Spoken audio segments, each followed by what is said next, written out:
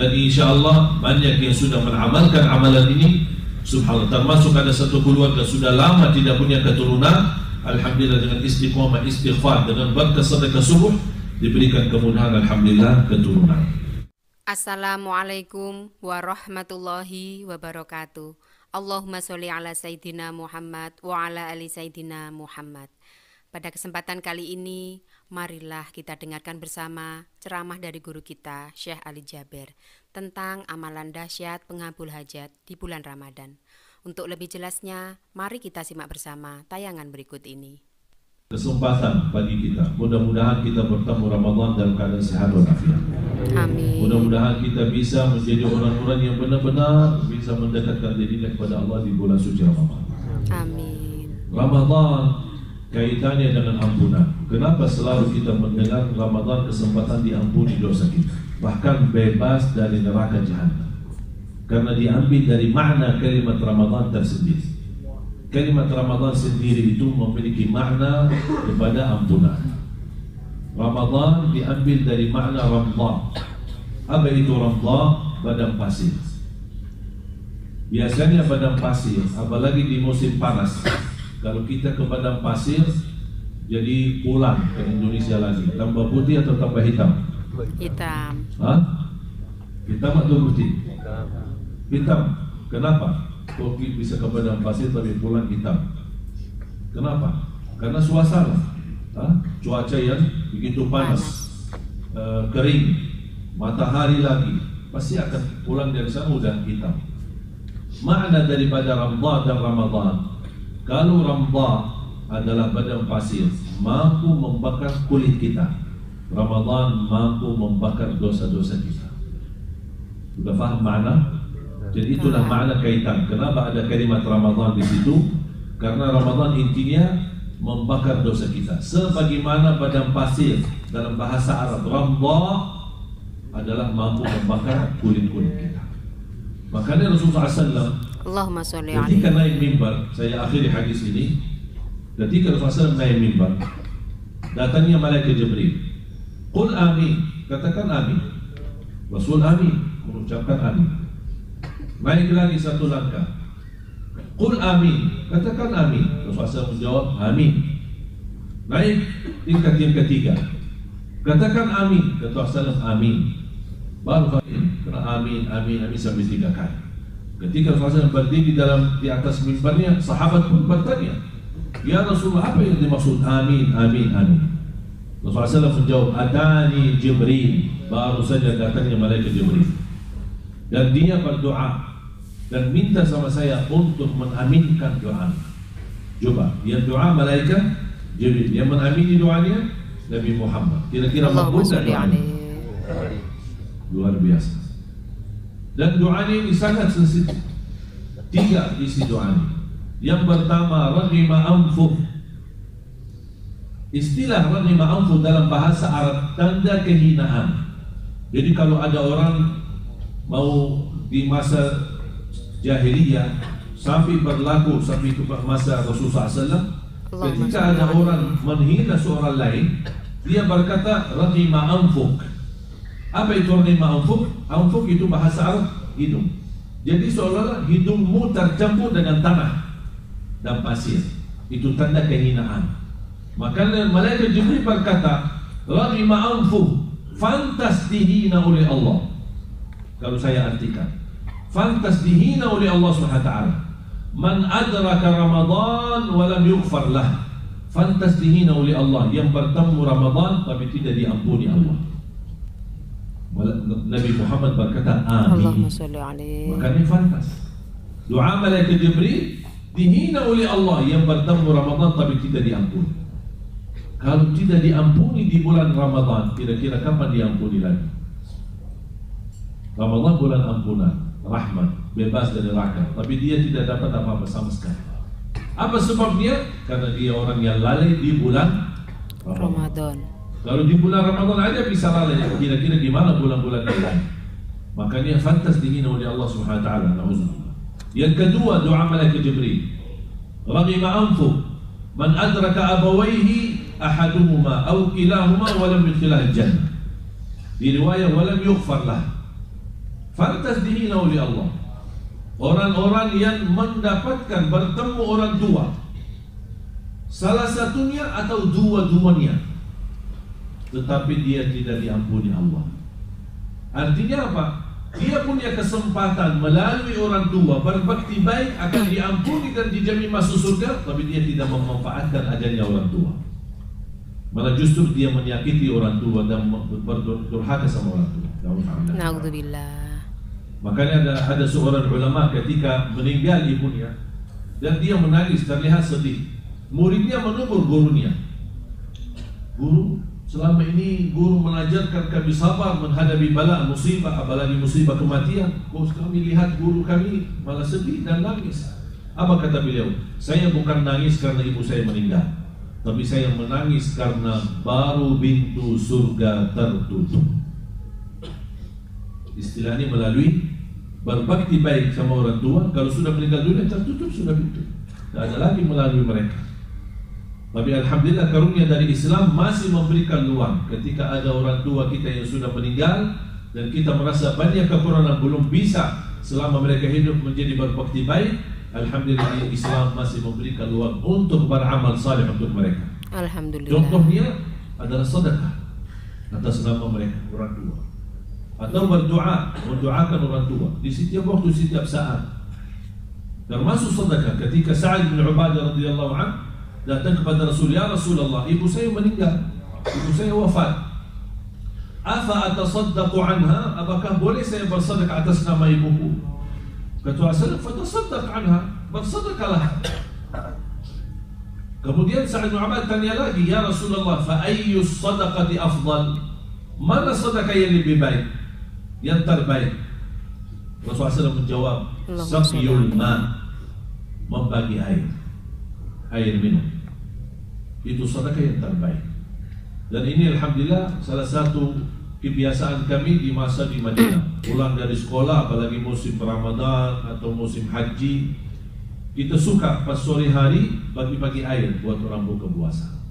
Kita belajar dari kecil, luar biasa pahala membagi air.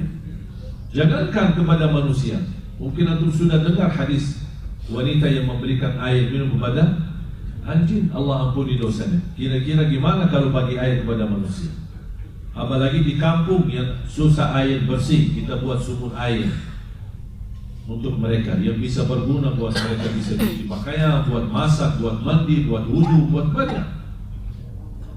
Alhamdulillah karunia dari Allah, kami telah membangun lebih dari 200-an sumur air di Indonesia. Alhamdulillah. Dan alhamdulillah sangat bermanfaat di kampung-kampung, di desa-desa yang kesulitan air bersih. Dan itu Rasulullah SAW bersabda, saqiyul ma, membagi air.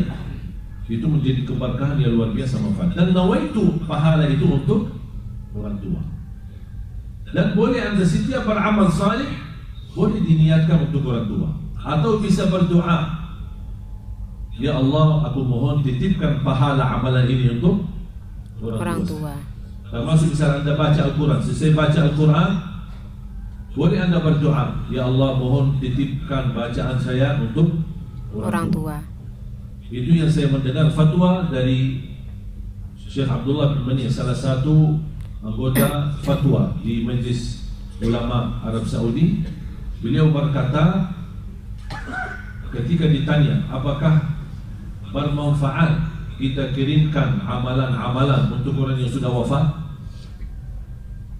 ya seperti mana yang berlaku di Indonesia, misal baca Yasin, baca tahlil, baca niatnya apapun isi amalannya, intinya untuk orang yang sudah wafat. Apakah itu boleh atau tidak?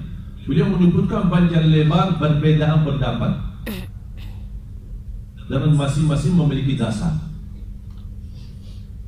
Kesimpulannya, kata beliau, supaya anda keluar dari perbedaan itu, anda selesai amalannya berdoa, ya Allah, aku mohon titipkan pahala bacaanku amalan ini untuk orang tua. Untuk orang tua. Dan soal doa untuk orang mayit tidak ada khilaf. Sudah disepakati boleh dan bermanfaat, dan kita selalu baca dalam salat jenazah kita, Allahumma ighfir lahu warham, Allahumma ighfir lil muslimina wal muslimat, yang kita kenal maupun yang tidak kenal. Allahumma fil muslimina wal muslimat wal mu'minina wal mu'min al-ahya'i minhum wal amwat. Berarti soal doa kita bebas mendoakan orang yang hidup maupun yang sudah Meninggal. wafat. Ada hubungan keluarga maupun tidak ada hubungan keluarga. Lebih bermanfaat sebagaimana Rasulullah bersabda, awaladin salihin yad'u lahu, atau anak yang salih yang mendoakan. Rasul sebut kata doa, makanya muncul berbeza pendapat antara ulama. Oh, kalau doa sudah diizinkan oleh Rasul dari anak untuk orang tua, selain doa tak boleh. Faham? Selain doa tak boleh. Itu yang membuat perbezaan pendapat. Ada yang berkata bid'ah, ada yang berkata boleh. Tapi ada supaya keluar dari perbedaan itu, begitu anda mengamalkan, misal sedekah, ya Allah aku mohon titipkan sedekah ini, pahala sedekah ini untuk orang tua. Berarti anda tidak menitipkan sedekahnya, tapi anda berdoa memohon pahala sedekah ini untuk orang tua, supaya keluar dari perbedaan itu. Dan itu masalah panjang lebar. Saya sudah membaca sekian buku luar biasa. Kalau kita mendalami perbedaan itu, masalah apakah boleh tidak untuk beramal, memberikan amalan-amalan untuk orang yang sudah wafat, seperti contohnya baca Quran, seperti contohnya zikir, untuk niatnya untuk orang tua yang sudah meninggal. Ini sangat sensitif masalah ini karena perbedaannya luar biasa di antara ulama. Tidak ada sepakatan tidak boleh sama sekali, dan tidak ada sepakatan boleh semuanya. Makanya keluar dari perbedaan itu kita kembali pada doa Nabi Muhammad SAW, bagaimana anak yang saleh yang mendoakan. Atau contoh hadis Sa'ad bin Ubadah, sedekah. Ketika ada orang berkata, ya Rasulullah, ibu saya meninggal, apakah saya boleh bersedekah? Berarti ada izin dari Rasul, kita boleh bersedekah. Salah satu amalan yang saya sampaikan kepada jamaah, sedekah subuh. Kalau boleh, mulai hari ini, kalau bisa istiqomah, sedekah subuh. Kenapa saya bilangkan sedekah subuh? Semua sedekah di waktu mana dan dimanapun insya Allah baik, manfaatnya banyak. Tapi kenapa saya fokus sedekah subuh? Karena itu sarannya dari Nabi Muhammad SAW, bukan dari saya. Rasulullah SAW sendiri mengingatkan kita, orang yang bersedekah di setiap subuh Allah turunkan malaikat, 2 malaikat. Satu mendoakan keberkahan yang berinfak di subuh hari. Yang satu lagi mendoakan dijauhkan keberkahannya dari kalau yang tidak infak di subuh hari. Makanya subhanallah, saya mendapatkan pelajaran. Dan banyak jamaah mengamalkan amalan ini untuk hajatnya, untuk kesembuhannya, untuk apa saja, luar biasa mendapatkan keberkahannya dan balasannya dari Allah SWT. Sedekah subuh, begitu anda isi, boleh berdoa. Yang saya boleh sebutkan, sedekah disertai doa. Itu namanya at-tawassul bil amal salih. Dan banyak contohnya di hadis-hadis Rasulullah SAW. Misal contoh, kita salat malam, habis salat malam berdoa. Tawassul kepada Allah, ya Allah dengan berkahnya salat malam, ya Allah seandainya diterima salat malamku, ya Allah berikan kemudahan. Ketika anda bersedekah subuh hari, ya Allah dengan berkah sedekah ini kabulkan hajatku. Ya Allah dengan berkah sedekah ini ibu saya sedang menderita sakit, sembuhkan penyakitnya. Ya Allah dengan berkah sedekah ini saya sedang melamar kerjaan, ya Allah jadikan ini kemudahan bagi saya. Ya Allah dengan berkah sedekah ini, ya Allah berikan kemudahan jodoh. Saya mencintai seorang dan saya jatuh cinta, saya ingin ya Allah menjudi atau melamar dia, ya Allah berikan kemudahan dan jalan yang baik. Ya, semua ketika bersedekah disertai doa. Sedekah subuh maupun sedekah di waktu-waktu lain. Seperti kebiasaan ada orang yang sedekah di kota amal, di masjid, di majlis ta'lim atau di hari Jumat. Intinya jangan lupa berdoa. Tawassul kepada Allah dengan doa, namanya tawassul bil amalis salih. Tawassul dengan amal salih. Bagaimana yang kita baca di hadis-hadis yang 3 orang masuk dalam gua yang tertutup, mereka berdoa kepada Allah dengan amalan mereka masing-masing sampai mereka diselamatkan oleh Allah Subhanahu wa Ta'ala. Dan sedekah subuh tidak harus susah mencari anak yatim dan miskin. Mungkin kalau subuh hari susah menemukan anak yatim atau miskin, anda bikin, mulai hari ini bikin kotak amal, simpan di rumah atau kali atau apa saja, simpan di rumah. Setiap anda habis subuh, sebelum beraktivitas, sebelum keluar rumah untuk bekerja, isi sedekah. Bismillah, kita sedekah. Ketika anda isi, disertai doa. Ya Allah dengan berkah sedekah ini saya menghadapi hutang, berikan kemudahan untuk melunasi hutang. Berkahi rezeki saya, ya Allah. Apapun hajatnya. Tapi ingat, ketika anda bersedekah, tolong disesuaikan. Jangan sedekahnya koin tapi doanya sampai terbit matahari. Tak malu sama Allah. Oh, panjang banget doanya. Padahal sedekahnya cuma koin aja. Ya, tolong disesuaikan. Kalau usulan saya, ketika Anda bersedekah cukup fokus satu hajat. Dan insya Allah banyak yang sudah mengamalkan amalan ini. Subhanallah, termasuk ada satu keluarga sudah lama tidak punya keturunan. Alhamdulillah dengan istiqomah istighfar dengan berkah sedekah subuh diberikan kemudahan, alhamdulillah, keturunan. Alhamdulillah. Mudah-mudahan insyaallah supaya sama-sama kita belajar yang bermanfaat. Mudah-mudahan menjadi ahli Al-Quran, para pencinta Al-Quran, diberikan kemudahan menjadi penghafal Al-Quran, berakhlakul Quran di bulan suci Ramadan. Mudah-mudahan kita semua mendapatkan, diberikan keridhaan Allah Subhanahu wa taala dan dirubahkan nasib kita. Kalau tertulis nama kita dari menjadi ahli neraka, mudah-mudahan dengan adanya bulan Ramadan, insya Allah berubah nasib kita menjadi ahli surga dan dibebaskan oleh Allah dari siksa neraka Jahannam. Amin ya rabbal alamin. Rabbana atina fid dunya hasanah wa fil akhirati hasanah wa qina adzaban nar. Walhamdulillahi rabbil alamin. Subhanallah wa bihamdika asyhadu. Demikian pembahasan kita kali ini. Semoga kita semua bisa istiqomah mengamalkannya. Amin, amin, ya robbal alamin. Wassalamualaikum warahmatullahi wabarakatuh.